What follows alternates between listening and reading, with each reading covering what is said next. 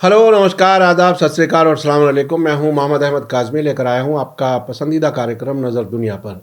Middle east में Israel और Iran के बीच टकराव की एक और ख़बर सामने आई है। इजराइल की खुफिया एजेंसी मोसाद के सरबराह का कहना है कि वो दुनिया भर में हर दिन ईरान की तरफ से इजराइल के खिलाफ की जाने वाली कार्रवाइयों को नाकाम कर रहे हैं। उन्होंने इल्ज़ाम लगाया है कि ईरान रूस को जदीद हथियारों की सप्लाई बढ़ा रहा है और वेस्टर्न मुल्कों की ईरान के साथ न्यूक्लियर समझौता करने की कोशिशें बेतुकी हैं। उधर ईरान का कहना है कि उस पर रूस को हथियार देने के इल्ज़ाम इसलिए लगाए जा रहे हैं ताकि वेस्टर्न मुल्कों की तरफ से यूक्रेन को दिए जाने वाले हथियारों को जायज़ ठहराया जा सके। अब से पहले ईरान ने कहा था कि उसने कुछ महदूद तादाद में ड्रोन रूस को यूक्रेन जंग शुरू होने से काफ़ी पहले दिए थे। इजराइल का ये बयान ऐसे वक्त में आया है जबकि वहाँ बहुत ही हार्डलाइन यहूदी पार्टियां बेंजामिन नेतन्याहू की नई सरकार में शामिल हो रही हैं, जिनके बारे में खुद इजराइल में बेचैनी है। आखिर तक ज़रूर देखें। अगर आपने अभी तक media star world YouTube channel subscribe नहीं किया है तो सब्सक्राइब कर लें और घंटी दबाना ना भूलें। और अगर आप फेसबुक पर देख रहे हैं तो पेज को लाइक करें ताकि हमारी हर नई वीडियो की खबर आपको सही वक्त पर मिल सके। इजराइल की खुफिया एजेंसी मोसाद के सरबराह डेविड बर्निया ने कहा है कि दुनिया भर में ईरानी कार्रवाइयों को हर दिन नाकाम किया जा रहा है।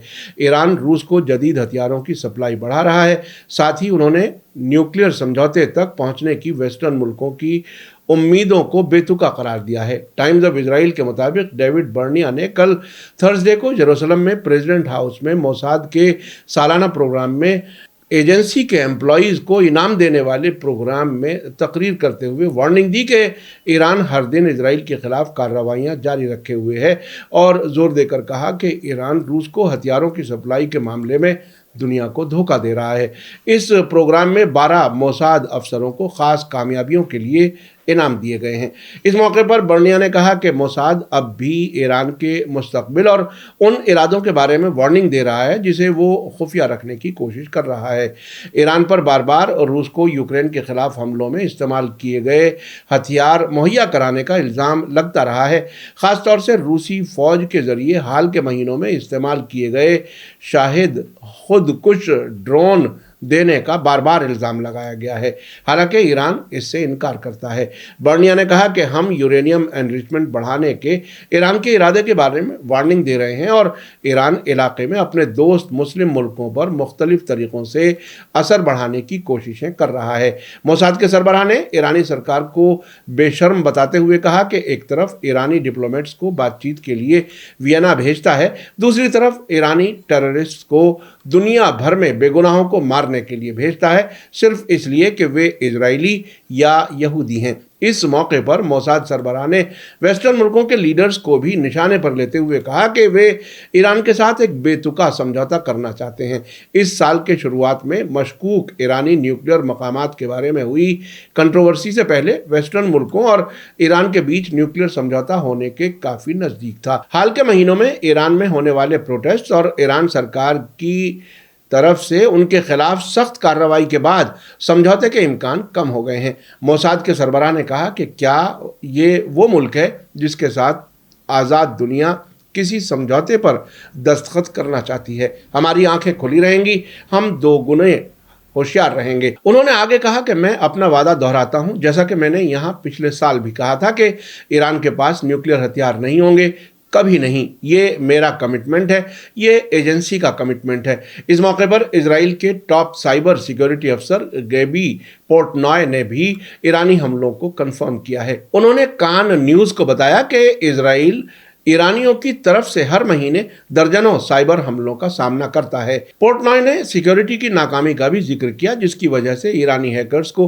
पिछले महीने जेरूसलम बस स्टॉप पर हुए खतरनाक धमाके की सिक्योरिटी कैमरों की वीडियो फुटेज हासिल करने में कामयाबी हुई थी। उन्होंने कहा कि सिक्योरिटी एजेंसियों ने उस वाक़े में कमतरीन काम भी अंजाम नहीं दिया, लेकिन इसे बहुत बड़ा वाक़या नहीं समझना चाहिए। ये एक मामूली वाक़या है।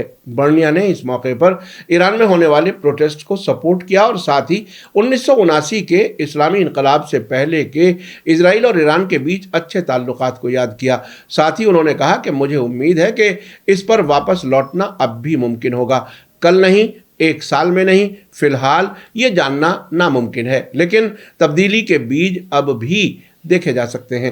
آپ کو بتا دوں کہ 10 دسمبر کو پریس ٹی وی نے خبر دی تھی کہ ایران کے فورن منسٹر حسین امیر عبداللہیان نے ایک بار پھر سے یوکرین کے خلاف جاری جنگ میں استعمال کرنے کے لیے روس کو ایران کے ہتھیاروں کی بکری کے دعووں کو خارج کرتے ہوئے کہا تھا کہ اس طرح کے الزاموں کا مقصد یوکرین کو ویسٹرن ملکوں کی فوجی مدد کو جائز ٹھہرانا ہے۔ یونائٹڈ نیشنز کے سیکریٹری جنرل اینٹونیو گوٹیرس کے ساتھ فون پر بات کرتے ہوئے حسین امیر عبداللہیان نے کہا تھا کہ روس اور یوکرین کے بیچ جاری جنگ کی جڑیں نیٹو کے پورب کی طرف بڑھانے کی پالیسی میں ہیں۔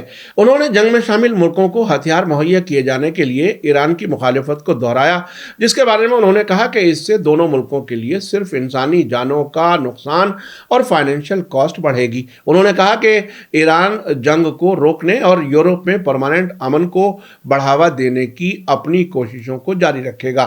ایران اور روس دونوں نے بار بار ان دعووں کو خارج کیا ہے کہ ایران نے روس کو یوکرین جنگ میں استعمال کیے جانے والے ڈرون مہیا کیے ہیں۔ ایران کے خلاف یہ دعوے پہلی بار جولائی میں اس وقت سامنے آئے تھے جب امریکی نیشنل سیکیورٹی صلاح کار جیک سولیون نے الزام لگایا تھا کہ واشنگٹن کو جانکاری ملی ہے کہ ایران روس کو جنگ میں استعمال کرنے کے لیے کئی سو ڈرون مہیا کرنے کی تیاری کر رہا ہے، جس میں ہتھیار لے جانے والے ڈرون بھی شامل ہیں۔ اب سے پہلے ایران نے یوکرین جنگ میں روس کو ڈرون مہیا کرانے سے انکار کرتے ہوئے یوکرین سے کہا تھا کہ اگر اس کے پاس ایسے ڈرون ہیں تو وہ ثبوت پیش کرے۔ اکتوبر میں حسین امیر عبداللہیان نے اپنے کرویشیائی کاؤنٹر پارٹ گورڈن گریلک ریڈمین کے ساتھ ٹیلی فون پر بات چیت کے دوران کہا تھا کہ ہم نے یوکرینی ذمہ داروں سے کہا ہے کہ وہ یوکرین جنگ میں ایرانی ڈرون کی تعیناتی پر کوئی ثبوت پیش کریں۔ حال ہی میں ایران کے IRGC کی قدس فورس کے سربراہ بریگیڈیئر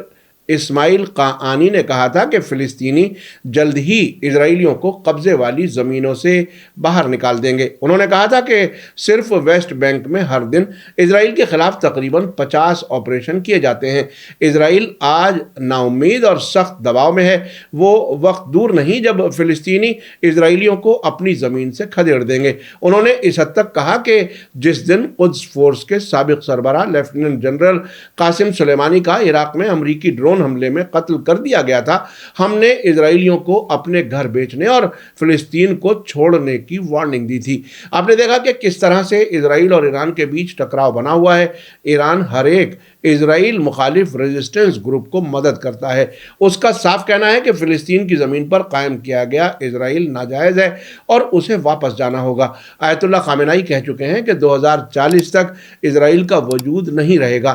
ایسا لگتا ہے کہ بنجامن نتنیاہو کی نئی سرکار میں شامل ہارڈ لائن پارٹیاں ایسے کام ضرور کریں گی جس سے فلسطینی جدوجہد تیز ہوگی اور حالات تیزی سے بدلیں گے۔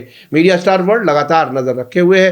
اسی کے ساتھ مجھے دیجیے اجازت۔ آج کا ایپیسوڈ کیسا لگا کمنٹس میں ضرور لکھیں۔ تھینک یو، دھنیہ واد، شکریہ۔ جے بھارت، جے ہند۔ میڈیا سٹار ورلڈ کے اور ویڈیو دیکھنے کے لیے ہمارے چینل کو سبسکرائب کریں اور سیدھے نوٹیفیکیشن پانے کے لیے بیل آئیکن دبائیں۔ اور اگر ہماری خبر سچی اور اچھی لگے تو اپنے واٹس ایپ، انسٹاگرام، فیس بک اور ٹویٹر اکاؤنٹ پر ضرور شیئر کریں۔